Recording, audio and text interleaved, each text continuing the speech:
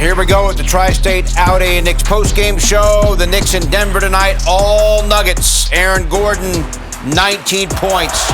An offensive clinic tonight from Denver. Nikola Jokic, 21 points, 11 rebounds, 7 assists.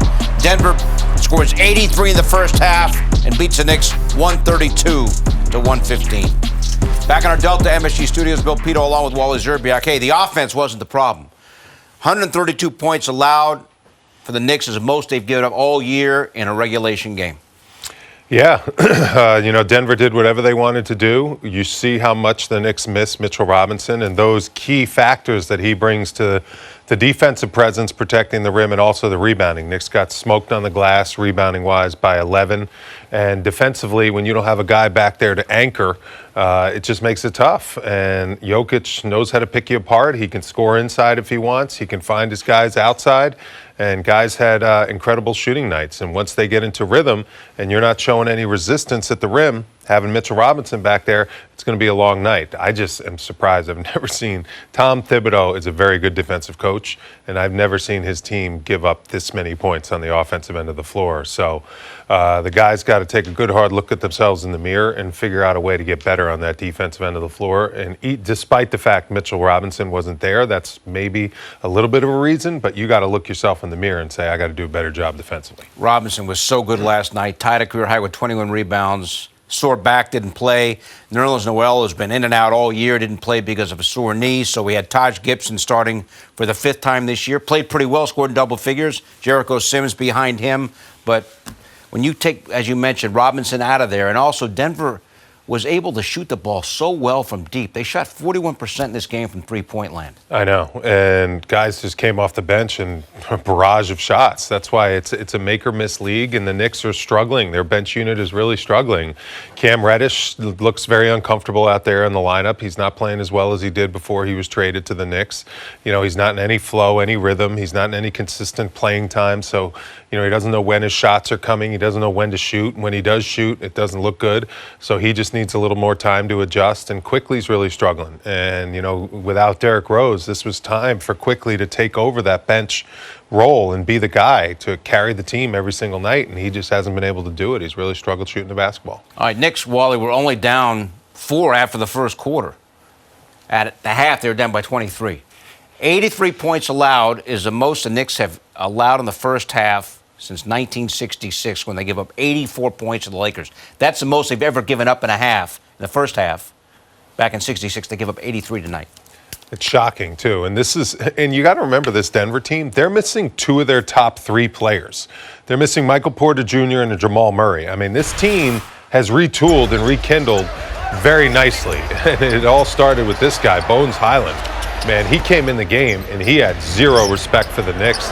He said, it's my job to get buckets coming off the bench for my coach, Michael Malone, and boy, did he do it. I mean, it was impressive, the effort and energy and just pure destruction he played with. I mean, he didn't care who was in his way. I mean, Kemba Walker's a multiple-time All-Star. Kemba's getting up there in age a little bit, and Bones Highland in this second unit just went right at him. I mean, these type of plays, these cuts, it's just like, guys, you got to watch your man. You got to follow the scouting report. Aaron Gordon's a slasher. He's a former slam dunk champion. You got to stay connected with him, not give him those rim runs to the basket. And the Knicks just were not locked in. And it's tough because it was a back-to-back, obviously, a tough back-to-back. But you got to be locked in a little bit more as far as the scouting report on individual players. Denver had 31 assists. They had 18 in the first quarter. 11 in the first quarter. They were on pace for 44, so they slowed down a little bit. But that first quarter, the way they were moving the ball, the way they were assisting on shots, they had 15 field goals in the first quarter. Some teams don't get to 15 field goals in a half. They had 15 in the first quarter. I mean, it was an impressive performance by them. All right. Nikola Jokic, obviously, big headline coming in, reigning MVP in the league, and didn't have to do that much, at least in terms of playing time, because of the Denver lead. But he, typical night, 21 points, 11 rebounds, 7 assists. Makes it look so easy. He does. And when he gets the ball, he's just a really smart player, and he's got so many tools. And, he makes tough shots around the basket. I mean, there are a few possessions where the Knicks defended him perfectly in the post, and he flips up these tough little hooks. and they're nothing but net. I mean, that was, Jericho Sims defended him well on these plays. I mean, made him dribble a couple times, made him turn, made him, Jokic just using his size there. That's tough to ask Jericho Sims to guard him one-on-one. Same thing here with Taj Gibson. He's just too big. I mean, he's an MVP for a reason. You're going to have to bring some help, but I understand why the Knicks didn't bring help.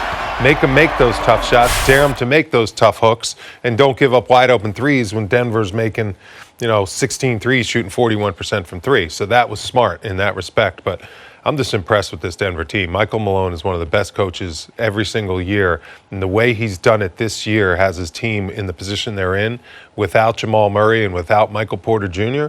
That's a pretty impressive coaching job he's doing. Denver's now 30-24. Yeah. They began the night 6th overall in the West. Is Jokic, I mean, you've touched on the fact you think he's the MVP again. Is that because how well they're doing, given how short-handed they are? Absolutely. I mean, this team has, he makes everyone better. That's what MVPs do. They make their teammates better. I mean, if you take him off the floor, they would win 10 games when you look at the personnel that they have. I mean, they play hard, they're well coached, but the elevation, the way he elevates his teammates' games and the way he makes their game so much easier. I mean, look at Aaron Gordon. I mean, Aaron Gordon was on Orlando, never could win over 30 games. Goes to Denver, look at how much better he looks in a game like today. I mean, that's because he's playing with an MVP caliber superstar in Jokic. On the plus side for the Knicks, third straight efficient game for Julius Randle. Yeah. Had the 32 against the Lakers, 30 last night, 28 tonight, and for the third straight game, shoots exactly 50% from the floor. He went 11 of 22 tonight. He was outstanding. He's been outstanding on this road trip. And sometimes when you get on the road, you kind of just hunker down. The distractions, you put them in the rearview mirror, and you have performances like this. He looks energized. He really does. The way he's been playing, it looked like, the Randle of last year. Look at the way he's hustling back on defense. Look at the way he's attacking the basket. Look at when he gets an open shot. He's not hesitating. He's not guiding the ball. He's just letting it go and releasing it and shooting it. That's what, he was doing last year. And this is a good sign to have him playing good basketball like this. It's just unfortunate that, the Knicks at this point, they're going through some injury issues. No Derrick Rose. We chronicled how important he was last year. When he came to the team just took off. 24 and 11 last year when Rose suited up. So obviously when he's not in the lineup, the Knicks really miss him. And they needed other guys to step up, and they need other bench guys to take the next step in their careers. And, they haven't been able to do it, and that's really cost this team because both units haven't been able to function on the same game. That's what Tom Thibodeau has been alluding to. Today, the starters were solid, but the bench really struggled in that first half. Second quarter, the bench got blown out, and the Knicks as a team in that second quarter were outscored 43-24, and that was basically where the game was determined. The Knicks did get within 13 in the second half, but they got no closer. Right. All right, the Wally Wall is coming up, as well as the post-game comments from Knicks coach Tom Thibodeau. Knicks now have lost 14 straight in Denver as they lose tonight, 132-115.